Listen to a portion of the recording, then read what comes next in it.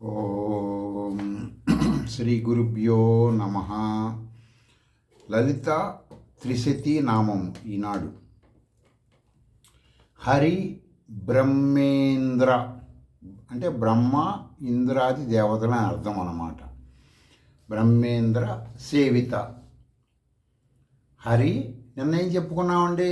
హర రాధ్య. హరుడు అంటే నిన్న వివరణ అంతా నిన్నటి వీడియోలో వచ్చింది. హరుడు అయిపోయాడు కదా, ఇప్పుడు హరి బ్రహ్మేంద్రాది సేవిత ఈనాటి నామం.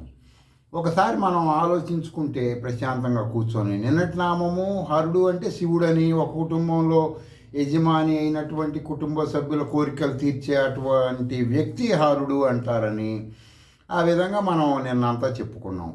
ఈ రోజున హరి అంటే విష్ణువు. మన కోట్ల కొలది భారతీయుల్ని, కోట్ల కొలది వాళ్ళకి శృతుల జ్ఞానం తెలియకపోబట్టి హరి అంటే ఒక పాల సముద్రంలో విష్ణుమూర్తిలాగా రకరకాలుగా కొన్ని వందల సంవత్సరాల నుంచి వాళ్ళని ఆ విధంగా వాళ్ళకి అలవాటు చేశారు కొన్ని కారణాలతో. వలసవాద ఆధ్యాత్మికం కారణాలు కావచ్చు, రకరకాలు ఉంటాయి. సరే, ఇప్పుడు టెక్నాలజీ పెరిగింది కాబట్టి ఇప్పటికైనా ఉపనిషత్తుల్లోకి వెళ్ళి కానీ శృతులన్నా ఉపనిషత్తులు ఒకటే కాబట్టి హరి అంటే ఎవరు, హరుడు అంటే ఎవరు అని ఇవన్నీ మీరు శృతుల్లోకి వెళ్తే అన్నీ మీకు తెలిసిపోతాయి. ఇవి తెలిసినప్పుడు ఏమవుతుందంటే మీరు డబ్బులు కానీ టైం కానీ వేస్ట్ చేసుకోకుండా మీ కుటుంబ సభ్యులు మీరు ఉన్నత స్థితికి అన్ని రంగాల్లో వెళ్ళటానికి అవకాశం ఉంటుంది. సరే, ఇప్పుడు విష్ణువు అంటే వ్యాపింప చేసే దేవత. వ్యాపింప చేయటం అంటే ఏం వ్యాపింప చేస్తుంది ఏమిటి అంటే, ఇప్పుడు జలమును తీసుకోండి, అలంకారం కోసం చెప్తున్నాను, ఆపహ అంటారు. మీరు వచ్చేసి ఇప్పుడు ఉన్న ఎడ్యుకేషన్ వలన ఏమంటే ఈ యొక్క ఆధ్యాత్మికం శృతుల అక్కడక్కడ సంస్కృతం రావడం వల్ల మీరు కొంచెం ఇబ్బంది పడుతూ ఉంటారు. ఇవి కొంత మీరు వేదాలు చదివిన వాళ్ళ దగ్గరికి తెలుసుకోవచ్చు. సరే, ఈ జలములాగా సర్వమానవులలో కర్మలు, ఎవరి కర్మలు వాళ్ళ చేత చేయించేటువంటి దేవత విష్ణువు అంటారండి. ఆ విష్ణువుని ఆక్యుపైడ్ చేసి, విష్ణువుని ఆక్రమించి నువ్వు ఈ పని చెయ్యాలని చేయించేటువంటి శక్తి బ్రహ్మోపనిషత్తు పరబ్రహ్మ స్వరూపిణి. అంటే ఎవరైనా సరే ఆ శక్తికి తల వంచాల్సిందే. అందుకే కూడా లలిత సహస్రనామంలో చదువుకోండి, శబ్దాలు అర్థాలను సర్వానుల్లంఘ శాసన అంటారు. అంటే ఎవ్వరూ ఆ శాసనాన్ని ఉల్లంఘించలేరని అర్థమండి.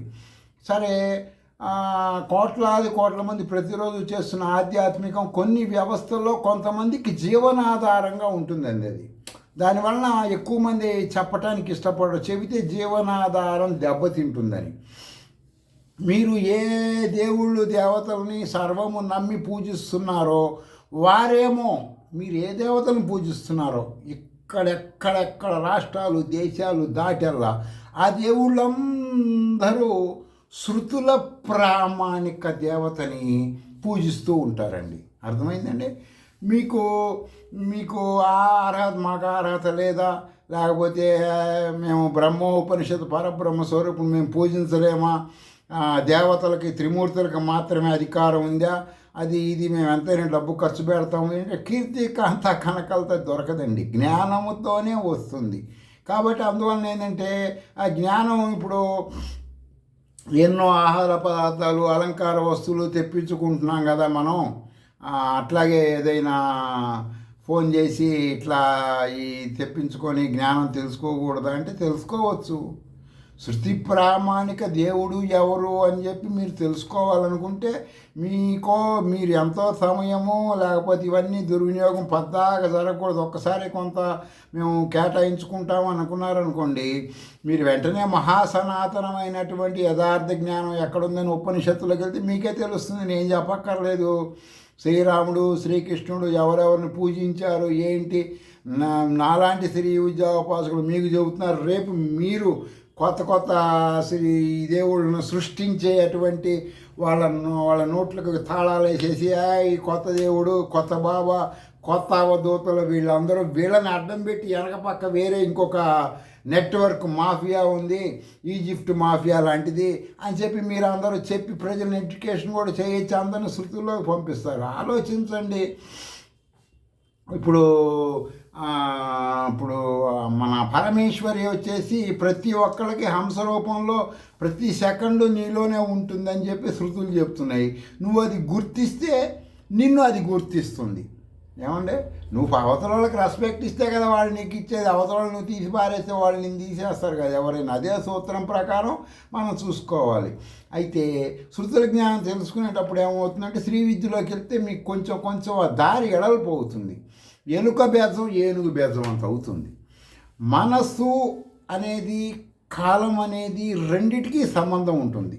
మనసుకి కాలానికి ఈ రెండు ఒకేసారి పుడతాయి అన్నమాట. పరమేశ్వరి ద్వారా ఈ రెండు ఏకకాలంలో జన్మిస్తాయి. అనగా ఒకే స్థితి రెండు అంటే ఇప్పుడు రెండుగా కనపడతాయి. విత్తనములుగా తీసుకోండి. ఒక విత్తనం ఏదైనా మనం నాట్యామనుకోండి, అది చీల్చుకొని బయటకు వస్తుంది. వచ్చేటప్పుడు ఆ చీలిన దానిలో ఒక దానిని రెండు భాగాలు చీలుతుంది. ఒక దానిని కాలము, ఒక దానిని మనసు అని మీకు అర్థం అవ్వాలి అలంకారంగా చెప్తున్నా, తెలుసుకోండి. మన యందు రెండు ఎచ్చటి ఇప్పుడు ఇక్కడ నామం ఏంది? హరి బ్రహ్మేంద్ర సేవిత అని. అంటే హరి విష్ణుమూర్తి బ్రహ్మదేవుడు దిక్పాలకులు వీళ్ళందరూ పూజిస్తున్నారు కదా. మనం వీళ్ళ దగ్గరికి పోయేదేంటి? వీళ్ళని పూజించేదేంటి? ఆలోచించండి. అప్పుడు ఏంటి అసలు ఇదేంటి? మనం ఏదో తినటం పడుకోవటం కాకుండా ఇక్కడ ఏదో జరుగుతుంది. ఏం జరుగుతుంది? నా ఇంట్లో నాకు తెలియకుండా కొత్త విషయాలు జరుగుతుంటున్నాయి. ఎవడెవడో వస్తున్నాడో, ఇంట్లోనేమో హెచ్పి గ్యాస్ ఉంటే ఇండియన్ గ్యాస్ అంటాడు, లేకపోతే ఇంట్లోనేమో ఐరన్ డోర్లు పెడితే కార్పెంటర్ వచ్చి చెక్కవాడు పోని వస్తాయి. ఇలా ఎందుకు కొత్త వాళ్ళు వస్తున్నారు నా ఇంటికి? ఏంటి కారణం అన్న ఆలోచన మీలో శృతుల్లోకి వెళ్తే ఫిజికల్ ఆధ్యాత్మికం మీద జన్మిస్తుంది అన్నమాట. అప్పుడు మీరు ఆటోమేటిక్గా ఎవడు ఎందుకు వస్తున్నాడు, అరే నీకేం పని రా అబ్బాయి, ఇక్కడ నేను ఐరన్ డోర్లు పెట్టుకున్నా కదా, నీకేం పని చెక్క కార్పెంటర్ కదా, నేను ఈ ఇండియన్ గ్యాస్ వాడుతాడు హెచ్పి గ్యాస్ ఎందుకు తెస్తున్నావు అని ఆ దేవుళ్ళని మీరు ప్రశ్నించగలుగుతారు. ఎప్పుడు మీరు కాలము మనసు గురించి తెలుసుకుంటే. అలాంటి విషయాలు అన్నమాట. వాళ్ళు తెలుసుకున్న వాళ్ళేమో హరి ప్లస్ నన్నేమో హరుడు పూజించుకున్నాడు, ఇవాళేమో విష్ణుమూర్తి బ్రహ్మ దేవతలు అందరూ పూజిస్తున్నారు, మనమేమో వీళ్ళని పూజించాలా? ఆలోచించండి. నేను చెప్పిన లలిత త్రిశతినామం లలిత సహస్రనామాలు క్లియర్గా ఉంటాయి. భాష్యాల్లో చూసుకుంటే మీకు అర్థమవుతూ ఉంటుంది. సరే, ఈ విధంగా రెండింటిని ఎచ్చోడ ఈ రెండు కాలము మనసు ఎక్కడ అనేది మీరు తెలుసుకుంటే గమనిస్తే, అట్లా తెలుసుకున్నారనుకోండి, టైం లెసన్స్ అనబడే స్థితికి మీరు పోతారు. అప్పుడు మన యందు కాలము ఎచ్చట పుట్టుచున్నది అంటే శ్వాస నుండియే ఆ మనసు పుట్టుచున్నది. మీరు ఏ శ్రోత్రియ బ్రాహ్మణుడి దగ్గరికి సంధ్యావందనం చేసేవాడి దగ్గరికి వెళ్ళి మంత్రపూర్వకంగా ప్రాణాయామం నేర్చుకుంటే ఆ మంత్రంలో, ఆ శబ్దంలో, ఆ అర్థంలో ఆ జ్ఞానం మీరు తెలుసుకుంటే హంస యొక్క స్థితి తెలుస్తుంది. హంస అంటే ఏంటి? ప్రాణాయామం చేస్తే మీకు తెలుస్తుంది. ఏం తెలుస్తుంది? ఒక కాలు బయట ఒక కాలు లోపల పెట్టుకొని ఉంటుంది పరమేశ్వరి. దానిని మరాళి మందగమన మహాలావణ్య సేవద అని అంటారు. అలా పరి విధాలుగా ఉపనిషత్తుల ద్వారా మనం తెలుసుకోవచ్చు. ఎప్పుడు నువ్వు లోపల ఉన్న హంస బయటికి కాలు రెడీగా పెట్టింది అంటే ప్రాణేశ్వరి, ప్రాణదాత్రి, పంచశట్పీఠట స్వరూపిణి. అంటే అనేక పీఠాలలో ఈ రూపం ఉంటుంది. మీరు ఇది తెలుసుకోవాలి. గుడ్డుకి పోయి అక్కడ పెట్టే బెల్లం ముక్కలు, కొబ్బరి ముక్కలు, అరటిపండు ముక్కలు తీర్థాలు తీసుకోవటం కాదు. ఆ తీర్థంలో ఉన్న ఇప్పుడు త్రిపురాంతకంలో కొంతకాలం ఏమి ఇచ్చారంటే ఒక అతను నన్ను అడిగాడండి, ఏమంటే మనకి వచ్చినటువంటి వాడికి బాగా ఉండాలి, గుడికి వచ్చిన వాడికంటే పూర్వకాలం ఏం చేసేవాళ్ళు అంటే త్రికటువులు, శుద్ధి చేసిన త్రికటువులు అంటే పిప్పళ్ళు, మిరియాలు, శొంఠి. శుద్ధి చేయడం చాలా విశిష్టమైన క్రియ అండి, లేకపోతే వేడి చేస్తుంది అవి. వాటిని శుద్ధి చేసిన తర్వాత పొడి చేసుకొని ఒక అర స్పూను అంటే ఒక 5 గ్రాములు ఆ పొడిని ఒక పావు లీటరు కొబ్బరి నీళ్ళలో కానీ, తేనెలో కానీ, పాలల్లో కానీ, పాలల్లో కలపరు నాకు తెలిసినంతవరకు, కొంతమంది చేస్తుంటారు నాకు తెలీదు, కలిపి వచ్చిన వాళ్ళకి అది తీర్థంగా ఇస్తే వాడికి వాత పిత్త కఫములు సమస్థితికి వస్తాయి. వాడి గుడికి వచ్చి వెళ్ళిన తర్వాత వాడికి ఆలోచనలు సక్రమంగా ఉంటాయి. ఆ మా త్రికటువుల ప్రభావంతో అబ్బా ఈ దేవుడి దగ్గరికి వచ్చి నాకు ఎంతో ప్రశాంతంగా ఉందిరా అనుకుంటాడు. అక్కడ తంత్రంగా ఇది చేస్తారు. ఇదే సూత్రం ఆయుర్వేదంలో చాలా చాలా ఉన్నాయి. చాలా టెంపుల్స్లో ఇలా చేస్తారు. ప్రాచీన కాలంలో కొన్ని మానవుల యొక్క ఆర్థిక, మానసిక, శారీరక స్థితిగతులను బట్టి మన ఋషులు మన ఫిజికల్ ఆధ్యాత్మికంగా అలవాటు చేసింది ఎందుకనమాట. కొబ్బరి తీసుకోండి, కొబ్బరి కనుక శుభ్రంగా కనుక పచ్చి కొబ్బరి కనుక డైలీ తీసుకుంటున్నాడు అనుకో, వాడికి మలబద్ధకం ఉండదు. వాడికి మామూలుగా చెబితే ఎండని ప్రసాదం అని చెప్పి చెబుతారు. ఈ విధంగా ఈ జరిగే క్రియలన్నీ శృతుల యొక్క అంగముల ద్వారా ఉంటాయి. మీరు అవి తెలుసుకుంటే కానీ శృతుల జ్ఞానం రాదు. అర్థమైంది? మీరు గుడికి వెళ్ళారు, ఏం పెడుతున్నాడు? ఇప్పుడు ఎక్కువ శాతం కలుషితమైన ప్రసాదాలే భారతదేశంలో ఉన్నాయి. షార్ట్ కట్లో కీర్తి కాంత కనకం కోసం ఆ యొక్క కొన్ని గుళ్ళ ధర్మకర్తలు ఏర్పాటు చేస్తున్నటువంటి విషయాలు అవన్నీ. కాబట్టి మీరు ఈ జ్ఞానం అనేది తెలుసుకుంటేనే మీకు మంచిది. ఏ గుడికి వెళ్ళినా సరే మీరు అది తెలుసుకోకుండా ఏదో జరిగిందంటే మటుకు దానివల్ల ఆరోగ్యం ఎలా వస్తుందో అనారోగ్యం కూడా అలాగే వస్తుంది. సరే, ఇప్పుడు నేను మీకు చెప్పినటువంటిది మీరు భవిష్యత్తులో కూడా అనేక మందికి వివరించగలుగుతారు శ్రీ విద్యలోకి వస్తే. మీరు ఒక విచిత్రమైన మీకు అనుభూతిలో ఇంతవరకు చాలామందికి తెలియని సంఘటనలు ఏంటంటే, ఈ భూమిపై ప్రాణులు, వృక్షములు ఎప్పటికప్పుడు గుంపులుగా జన్మిస్తాయండి. అంటే నేను చాలాసార్లు ఈ పరమేశ్వరికి ఏం పని పాట ఉండదా ఏంటి, ఒకేసారి మొత్తం మనుషులందరినీ కానీ ప్రకృతిని కానీ జన్మింపజేస్తే ఎవరి కర్మలు వారివి తీరిపోతాయి కదా అని నేను ఆలోచిస్తూ ఉండేవాడిని కొంతకాలం క్రితం. అప్పుడు నా అంతరాత్మైన బ్రహ్మోపనిషత్ పరబ్రహ్మ స్వరూపిణి ఏం చెప్పిందంటే, అందరూ ఒకేసారి పుడితే ఈ భూమి సరిపోదురా. భూమి ఉన్నది ఈ విశ్వంలో, భూమి ఒక గ్రహము, గుర్తుపెట్టుకో. నువ్వు ఈ గ్రహం మీద కూర్చున్నావు. దీనికి నువ్వు తూర్పు, పడమర, ఉత్తరం, దక్షిణం, ఈశాన్యం, వాయువు ఇవన్నీ మానసికంగా నువ్వు ఇంప్రూవ్మెంట్ అవ్వటం కోసం శృతుల ప్రామాణికంగా ఏర్పాటు చేశారు. నువ్వు అంతేగా నువ్వు తిరుగుతున్న పైన గ్రహాలు ఎవడు కూడా వాస్తు చూసుకోవాలి. ఆ గ్రహాల్లో ఉండే జీవులు ఇప్పుడు పైన పితృలోక గ్రహం అని తిరుగుతూ ఉంటుంది. అక్కడ మనం చచ్చిపోయినటువంటి మా పితృలోకం అంటే మన తాత తండ్రులు కాదండి, ఆ గ్రహంలో ఉండే అందరినీ పితృలోకం అని అంటారు. దాని పేరు అది భూలోకం లాగా. అలా చంద్రలోకము, సూర్యలోకం, కొన్ని కోట్లాది ఉన్నాయండి గ్రహాలు, నక్షత్రాలు ఇవన్నీ. వాటిల్లో అక్కడ నివసించడానికి తగిన ప్రాణులు ఉంటాయి. మనమేదో ఇంత 6 అడుగులు 5 అడుగులు ఉన్నామని మనలాగా వాళ్ళు ఉండాలని కాదు, ఎవరికి తగ్గట్టు వాళ్ళు ఉండాలి. అందుకనే చూడండి, మన ఋషులు మనకి జ్ఞానం కోసం ఏం చెప్పారంటే, ఇప్పుడు ఎవరు చేయట్లేదండి. ప్రతి ఆధ్యాత్మిక వృత్తిలో ఉన్న బ్రాహ్మణుడు, అర్థమైందండి, సంధ్యావందనం చేసేవాడు ఆధ్యాత్మిక వృత్తిలో బ్రాహ్మణుడు. అన్నం తిన్న తర్వాత కాసి నీళ్లు పోసుకొని చేతిలో ఒక మంత్రం చదువుతాడండి. రవు రవి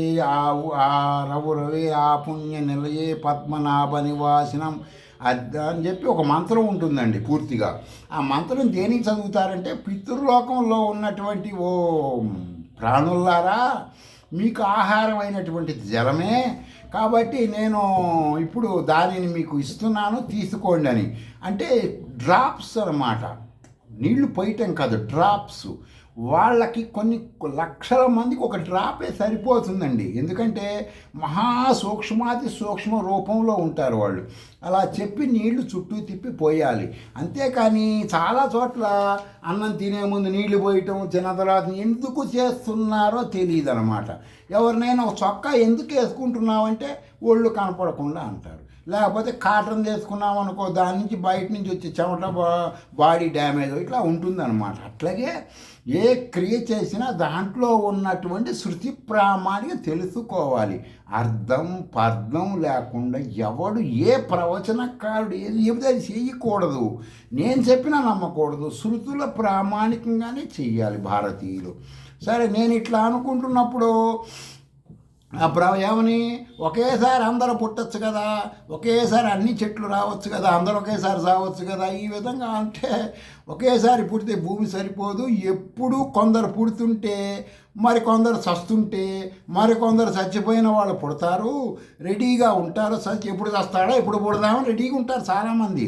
మీరు అనుకుంటున్నారో ఏదో అనుకుంటున్నారు, మనం ఎప్పుడు చస్తామా అని కొన్ని ప్రాణులు వెయిటింగ్లో ఉంటాయండి.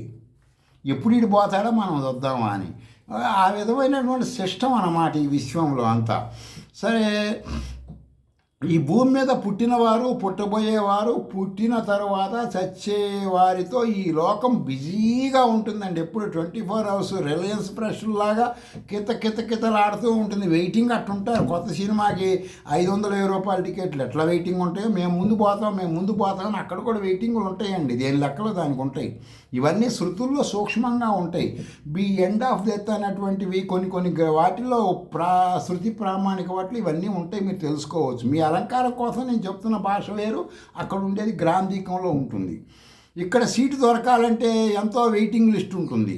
ఎందుకంటే ఈ రైలు ప్రయాణం అంటే భూలోకం అనబడే రైల్లో ఒకసారి ఎక్కితే బ్రహ్మోపనిషత్తు జ్ఞానం అనబడే బెర్త్ దొరికితే చివరి మజిలీ అంటే చివరి మజిలీ ఏంటి అనుకుంటున్నారు మానవుడికి?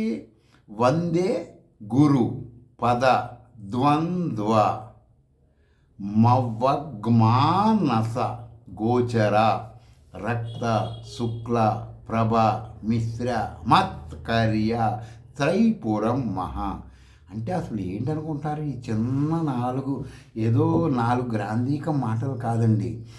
నేను శ్రీ విద్యా గురువుకి నమస్కారం చేస్తున్నాను. ఎందుకు చేస్తున్నావు? నీకేం పని ఆయనతో? నీకేం పనయా? శుభ్రంగా కాదు. పదద్వంద్వ, పదములు మాటల్లో 2 అర్థాలు వస్తున్నాయి. ఒకటి శృతులు, ఒకటి మామూలుగా మాడుకుంటున్నారు. ఏంటి లౌకికం ఏంటి, అలౌకికం ఏంటి? ఆ మాటకు అర్థం ఏంటి, ఈ మాటకు అర్థం ఏంటి? కొంతమంది చూడండి, మనసులో ఒకటి పెట్టుకొని బయటకు ఒకటి మాట్లాడుతూ ఉంటారు. ఇలా ఉంటాయి కదా ఈ ద్వంద్వ మాటలు ఏంటి? మానస నేను అజ్ఞానంలో ఉన్నాను, అవిద్యలో ఉన్నాను. మా తాతల నుంచి అదే సచ్చింది నాకు. అది నా మనసుకి తెలియటం లేదు. ఆ యొక్క లాంగ్వేజీ, ద్వంద్వ లాంగ్వేజీ వ్యక్తం చేయలేకపోతున్నాను. ఏం వ్యక్తం? అగోచరంగా ఉంది నాకు. రక్త శుక్ల ప్రభ నా శరీరంలోనే సగుణాకార పరబ్రహ్మము, నిరాకార పరబ్రహ్మము, ఎర్ర కణాలు తెల్ల కణాల రూపంలో ఉన్నారని గురువులు ఇండైరెక్ట్గా చెబుతున్నారు, డైరెక్ట్గా చెప్పడం లేదు. ఎట్లా? ప్రభామిశ్ర మత్కార్యం, నేను వాటిని తెలుసుకోవాలి. నా శరీరంలో ఉన్న సగుణాకారం నిరాకారం తెలుసుకోవాలి. దానికి దారి శ్రీ విద్యా గురువు గారే. త్రైపురం మహా, 3 పురములు అంటే ఏమిటి? పంచదశీపుర మంత్రాన్ని ప్రామాణికంగా తీసుకోవాలి. వాగ్భావ కూటము, నా తల ఒక పురము. మన్మథ కూటము, కంఠం నుంచి నాభి వరకు ఒక కూటము. నాభి నుంచి పాదాల వరకు ఒక కూటము, శక్తి కూటము. ఈ విధముగా నా శరీరంలో 3 కూటాలు ఉన్నాయి. ఇక్కడ ఈ ధ్యాన శ్లోకంలో త్రైపురం, 3 పురములు ఉన్నాయి అంటుంది. ఏంటి ఈ మంత్రం? ఎట్లా క్యాచ్ చేయాలి నేను? ఈ మంత్రం ఒక కాంతి కిరణం లాంటిది కదా, దీన్ని ఎట్లా పట్టుకోవాలి? దీనికి ఋషులు ఏం చెప్పారు? ఇదండి సబ్జెక్ట్ అంటే. అంతేగాని పంచదశి చేసాము శ్రీ విద్య, షోడశి చేసాము శ్రీ విద్య అంటే కాదండి. ఇవి కాంతి కిరణములు అంటారు ఈ మంత్రాలని. వాటిని ఒడిసి పట్టుకోవటం తెలిసి ఉండాలి. అది గురువుగారి యొక్క అపార కరుణత వలన జరుగుతుంటాయండి. సరే, ఎప్పుడు రైలు ఈ జ్ఞానం తెలుసుకుంటే రైలు ఎక్కే అవసరం ఉండదండి. ఇప్పుడు రైలు ఎక్కాలంటే నువ్వేంటి, ఎక్కడికో ఊరు వెళ్ళాలి కదా. మనం పుట్టేది దేనికి? మళ్ళీ పుట్టకుండా ఉండటానికి. జననం ఇప్పుడు ఒకసారి శంకరాచార్య వారు ఏమని చెబుతున్నారు? మానవుడి అంతిమ జన్మ ఈ భూలోకంలో ఈ బ్రహ్మోపనిషత్తు జ్ఞానం ఉన్నటువంటిది. ఇక్కడ పుట్టిన తర్వాత ఇంక నెక్స్ట్ పుట్టకూడదు ఎవడు కూడా. ఒక చెట్టు కాయ తింటామండి, అయిపోయింది. మామిడికాయ తెచ్చుకున్నాం, తిన్నాం, మళ్ళీ అది తీసుకెళ్ళి టెంక పెడితే మళ్ళీ వస్తుంది. టెంక రాకుండా ఉండాలంటే ఆయుర్వేద పరంగా దాన్ని ఎండబెట్టి చీల్ చేసి లోపల ఉన్న జీడి కూడా తీసి బాగా ఎండబెట్టి దాన్ని పొడి చేసేసి బాడీలోకి వాడుకుంటే ఏ విటమిన్ డి విటమిన్ ఇవన్నీ వస్తుంటాయి. ఇంకా అది మళ్ళీ మొలకెత్తదు, అది బాడీలోకి వెళ్ళిపోతుంది. అదే సూత్రం ప్రకారం ఇది ఒకసారి పుట్టిన తర్వాత ఇంక పుట్టకూడదు. అది ఎలా చెయ్యాలి? శాస్త్రీయ పరముగా ఒకసారి పుట్టిన తర్వాత రెండోసారి పుట్టకుండా ఉండాలంటే శరీరం వేరు, మనసు వేరు, కాలం వేరు. ఈ విధంగా నువ్వు మొత్తం 1 by 1 తెలుసుకోవాలి. సరే, వృక్షములు సహితం ఉన్న చెట్లు పెద్ద పెద్ద చెట్లు అండి, ఒకసారి పుష్పించి కాయలు కాచి ఒకసారి ఎండిపోయినట్లయితే భూమి మీద ఆహార చెట్లు అన్నీ ఎండిపోతాయి కదా. అన్ని చెట్లు ఒకేసారి భూమి మీద ఈ గోళంతా ఎందుకు ఈ మనుషులతోటి, ఈ ప్రవచనకారులకు ఆధ్యాత్మిక వాళ్ళందరికీ ఒక్కసారి కోరికలు తీర్చేద్దామని పరమేశ్వరి వీళ్ళ వరకు సపరేట్ ఒక ప్రపంచం సృష్టించి మొత్తం అన్ని చెట్లు ఇచ్చిందనుకోండి, కొంతకాలానికి అన్నీ పోతాయి కదా, ఇంక ఎండిపోతాయి కదా. అప్పుడు ఇంక మళ్ళీ చెట్లు ఎట్లా వస్తాయి? కాబట్టి కర్మలు అనేవి ఇదొక సిస్టమ్గా ఉంటుంది, గడియారం సిస్టమ్. ఇవన్నీ ఉపమానంగా చెప్పుకుంటూ వస్తారు ఋషులు. ఈ విశ్వములో ప్రాణులను ఎవరు ఎలా కంట్రోల్ చేస్తున్నారు? ఈ చెట్లు, కొన్ని చెట్లు ఇవాళ పండుతున్నాయి, కొన్ని రేపు పండుతున్నాయి. మీరు రోజు పూజలు చేసే దేవుళ్ళు దేవతల్లో ఉన్న బ్రహ్మ పదార్థం, ఆ బ్రహ్మ పదార్థం గురించి తెలుసుకోండి. ప్రతిరోజు కొన్ని పండ్లు పండి తినుటకు సిద్ధమవుతున్నాయి కదా, మరికొన్ని పండ్లు రేపటికి, మొత్తం పళ్ళు పండట్లేదు ఒకే రోజు, కొన్ని వేళ పండుతున్నాయి, కొన్ని రేపటి పండుతున్నాయి. ఈ విధంగా ఎట్లా ఉంటున్నాయి. ఆ తర్వాత వచ్చేసి కాయలుగాను మళ్ళా ఇంకో చెట్టు రావడం, అది కాయలు పిందెలు. ఈ విచిత్రమైన వింతగా ఈ సృష్టి ఏంటి, అసలు ఎలా జరుగుతుంది? సర్వభువనములకు నాభిస్థానము ఏమిటి? అర్థమైందండి? అనేక సైన్స్ చెప్తుంది కదండి, కోటాలు నక్షత్రాలు గ్రహాలు. ఓకే, ప్రతిదానికి ఒక నాభిస్థానం ఉండాలి కదా గ్రహానికి కూడా. ఇప్పుడు సైన్స్ సూర్యుడికి నాభిస్థానం అని చెప్పచ్చు, కానీ సూర్యుడికి నాభి ఏంటి అంటే ఈ శృతుల్లోకి వెళ్తే పరమేశ్వరియే నాభిస్థానము, సగుణాకార పరబ్రహ్మమే నాభిస్థానము. అర్థమైంది? నిరాకార నిర్గుణ పరబ్రహ్మం అవి కంట్రోల్ చేస్తూ ఉంటుంది. గవర్నమెంట్ ఆఫీసుల్లో ఆ రాష్ట్ర ముఖ్యమంత్రి మాట ఎలా చెల్లుబాటు అవుతుందో, ప్రతి గవర్నమెంట్ అధికారి ముఖ్యమంత్రి మాట ఎలా పాటిస్తారో, పాటించకపోతే ఏ విధమైన పనిష్మెంట్లు ఉంటాయో, ఆ సీట్లో ఆ కుర్చీలో ఎవరు కూర్చుంటే అదే సూత్రం ప్రకారం. అర్థమైందండి? శృతి ప్రామాణికంగా స్వరూపమైన పరమేశ్వరి ఆజ్ఞ ఎవరైనా పాటించాల్సిందే అండి. ఎవరైనా, త్రిమూర్తులు కూడా ఎవ్వరు ధిక్కరించడానికి వీలుండదు. సర్వదేవతలు దేవుళ్ళైనా సరే, ఎవరైనా సరే అండి. ఇంక నేను దీని గురించి ఫలానా వాళ్ళు గొప్ప, ఫలానా వాళ్ళు తక్కువ అని చెప్పట్లేదండి. మీరు ఎవరిని దేవుడు అంటే ఆ దేవుడు కూడా ఈ పరమేశ్వరి సర్వానుల్లంఘ శాసన, ఆ శాసనం పాటించాల్సిందే అండి. అది లలిత సహస్రనామంలో ఎంతో క్లియర్గా చెప్పారు. మీరు వీని గురించి క్షేత్ర స్థాయిలో ఉన్నతంగా మీరు ఆలోచిస్తేనే శృతుల జ్ఞానం వస్తుందండి. మీరు అంతేగాని ఎంతసేపు ఆ గుడికి వెళ్ళామండి, అక్కడ సేవ చేసామండి, మాకేదో వస్తుందంటే ఏది చేసినా కూడా కర్మకి ఫలితం ఏంటి, కర్మ ఏంటి, కర్మ ఫలితం ఏంటి అనేది ఉంటుందండి శాస్త్రీయ పరంగా. అన్నీ ఆ విధంగా మీరు వివరణ చేసుకుంటేనే మీకు ఒక్కొక్కటి అర్థమవుతూ ఉంటుంది. మిమ్మల్ని మీరు రైలు ఎక్కే పరిస్థితి లేకుండా చూసుకోవచ్చు. స్వస్తి.